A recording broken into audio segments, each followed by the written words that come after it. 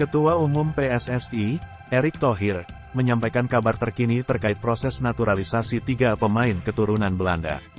Seperti diketahui, PSSI mengajukan 3 pemain untuk dinaturalisasi. 3 pemain itu, yakni Rafael Struijk, Justin Hubner, dan Ivar Jenner. Ketiga pemain tersebut diproyeksikan untuk Piala Dunia U20 2023.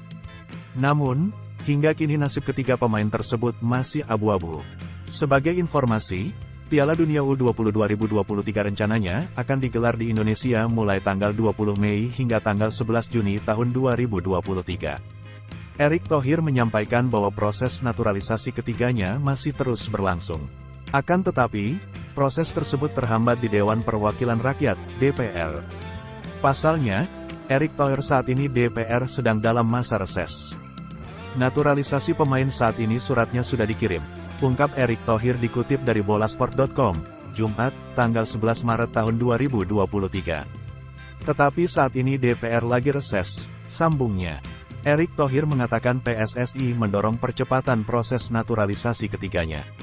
Rencananya, berkas naturalisasi ketiga pemain tersebut akan mulai diproses mulai tanggal 13 Maret tahun 2023 mendatang. Rencana 13 Maret mulai didorong oleh DPR, tutur Erick Thohir. Seperti apa prosesnya, nanti diikuti, tambah Menteri BUMN itu. Selain berpacu dengan waktu, PSSI juga harus bersaing dengan Belanda. Nama Justin Hubner diketahui masuk ke dalam daftar pemain yang dipanggil Timnas U20 Belanda untuk uji coba melawan Prancis tanggal 25 Maret tahun 2023. Jika tidak bergerak cepat bukan tidak mungkin nantinya Justin Hubner akan berubah pikiran dan memilih Belanda.